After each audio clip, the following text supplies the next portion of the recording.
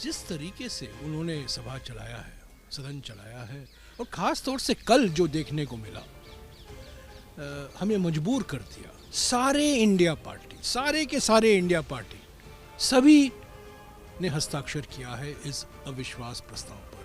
कोई भी पार्टी छोटी नहीं है, कोई भी पार्टी, सारे पार्टियां एक आवाज से कह रही हैं कि आप पक्षपात कर रहे हैं। आपका कर्तव्य बनता है कि बिना पक्षपात से आप सदन चलाएं।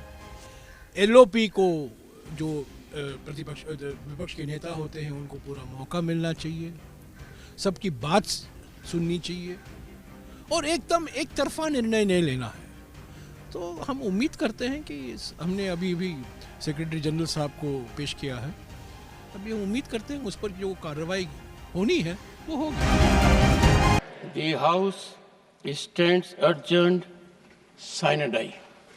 मैं सन 77 से विपक्ष में भी सत्ता में भी विधायक और सांसद रहता आया हूं। मैंने इस राजनीतिक जीवन में इतना पक्षपाती अध्यक्ष नहीं देखा, जो खुले रूप सभापति नहीं देखा, जो पूरे तरीके से अपने ही नियमों को, अपने ही बात को, स्टैंड को, पक्ष को वो इस प्रकार से इजाजत दे रहे हैं कि जो 267 में उन्होंने रिजेक्ट कर दिया, हम अगर बोल देते तो वे बोलने नहीं देते, लेकिन वहां वो एक एक करके बुलवा रहे हैं, एक एक से कहलवा रहे हैं। आखिर क्यों?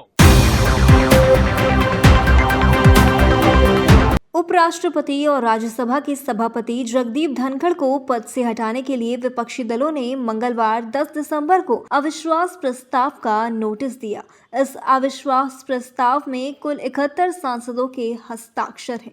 हालांकि ममता बनर्जी की पार्टी की तरफ से इस पर कोई भी फैसला नहीं लिया गया है।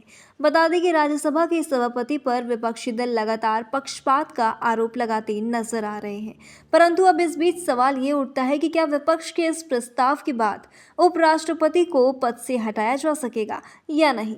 बता दें कि सदन में भले ही आज कांग्रेस और अन्य दल अविश्वास प्रस्ताव लेकर आए हों, लेकिन उन्हें पद से हटाना इतना आसान नहीं होगा। दरअसल उपराष्ट्रपति राज्यसभा के पदेन सभापति होते हैं। उन्हें हटाने के लिए राज्यसभा में बहुमत से प्रस्ताव पारित करना होता है। इस प्रस्ताव को लोकसभा में भी पारित करना होगा, लेकिन ये सब इतना आसान नहीं। लोकसभा में एनडीए के 293 और इंडिया के 236 सदस्य हैं। बहुमत 272 पर है। इंडिया गठबंधन अपने साथ 14 दूसरे सदस्यों को भी लाए, तब भी इस प्रस्ताव को पास कराना मुश्किल है। इससे पहले विपक्ष ने अगस्त में भी संसद के मॉनसून सत्र के दौरान भी हस्ताक्षर अभियान चलाया था, लेकिन उस समय कार्यवाही नहीं करने का फैसला किया गया था।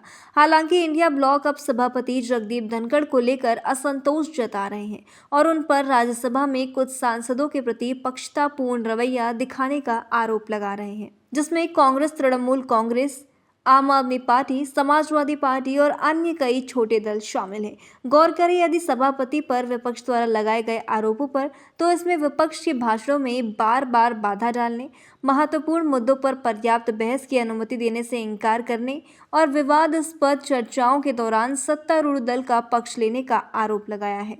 उन्होंने तर्क दिया कि संसदीय परंपरा में यह अनिवार्य है कि जब विपक्ष का नेता बोलने के लिए उठे तो उसे बोलने की अनुमति दी जाए। विवाद का एक प्रमुख मुद्दा कांग्रेस अध्यक्ष और विपक्ष के नेता मल्लिकार्जुन खड़गे के भाषाओं में लगातार व्यवधान था। कथित तौर पर कई मौकों पर उनके माइक्रोफोन को बंद कर दिया जाता है। इसके अलावा विपक्ष ने राज्यसभा के सभापति जगदीप धनखड़ पर सदस्यों के खिलाफ निजी टिप्पणी करने का भी आरोप लगाया। तो ऐसी ही खबरों से जुड़ने के लिए व उन्हें जानने के लिए देखते रहिए LNI।